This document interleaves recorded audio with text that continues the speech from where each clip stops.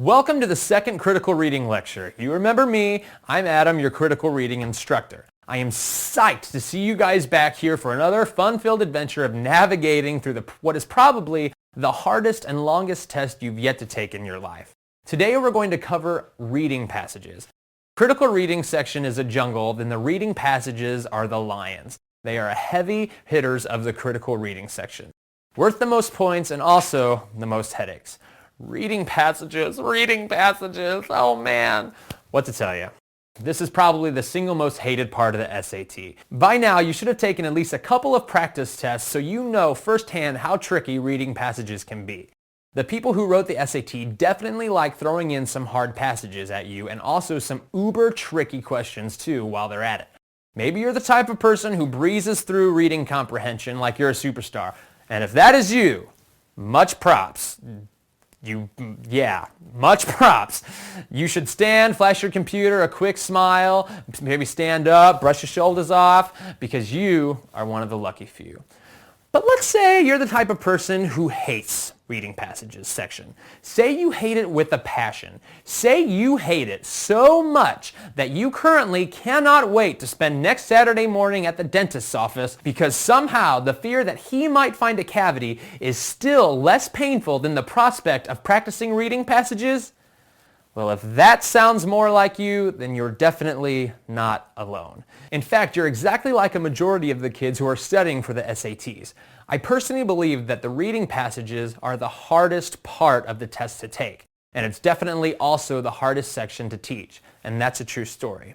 But chin up, because hey, at the end of the day, the SAT is just a standardized test. And with every test, especially standardized ones, there are bound to be specific test-taking strategies that will help you navigate its waters. In fact, that's the reason why I'm here now, and why SAT courses exist at all. It's because knowledge of the exam and a healthy amount of practice really does your score good. In fact, with practice, anyone, reading superstar or not, can improve their score. And that is also a true story. Today, we are going to get you introduced to the reading passage section of the critical reading section. Reading passage is about 70% of your critical reading score, so yes, it's uber important. We'll talk about what kind of passages you should expect on the SAT, and then we're going to specifically talk about passages, including short passage strategy. Please, contain your extreme enthusiasm.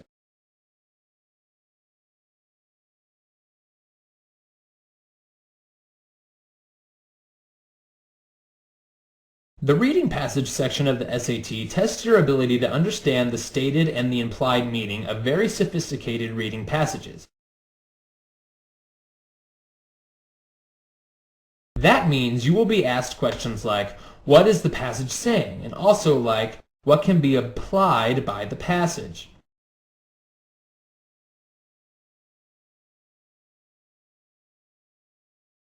There are 3 critical reading sections on the SAT. Each critical reading section of the SAT will include 1 or 2 long reading passages of different length, followed by 6 to 13 questions of assorted types. 2 of the 3 critical reading sections will also include a pair of short passages, each about a length of a paragraph of 100 words. They will be followed by only 4 questions.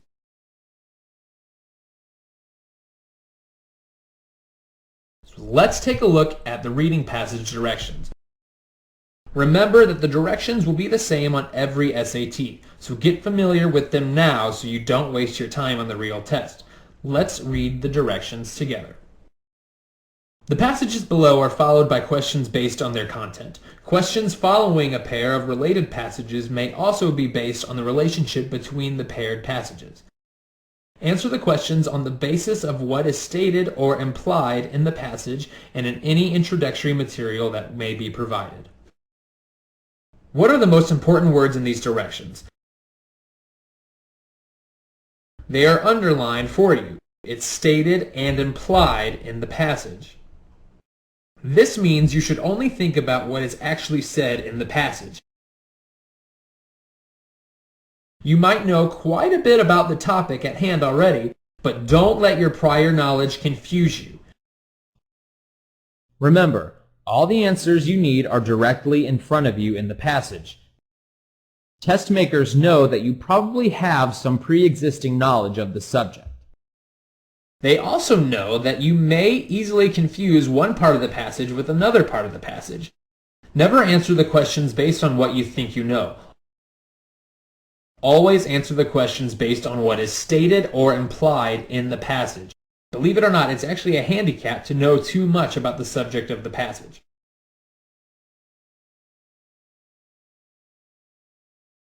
Say you're a video game expert. Say you live and breathe StarCraft and you play World of Warcraft until you pass out from exhaustion at 3 a.m. every night. Well, what if you were to get a passage about the benefits of playing video games?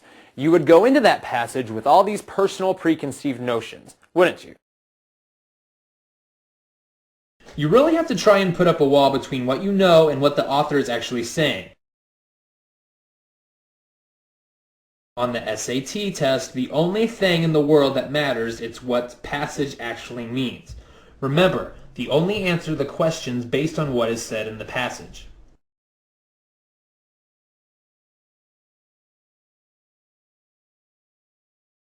For example, take a look at the following question. Which of the following does the author suggest is true about video games? A. Video games are a lot of fun. B. Generally, boys like playing video games more than girls do. C. Video games are a good way to learn hand-eye coordination. D. Video games often take years of practice to reach expert status. And E. Video games are a very popular pastime. Since you are such an awesome video game player, you may think that all of these statements are true. You might jump at answer choice A and exclaim, "Yes, video games are fun. That's most definitely the correct answer." But stop yourself. The only thing that matters here is what the passage said. This leads us to the number one most important rule of all time. Make sure you can put your finger on the answer before you circle it.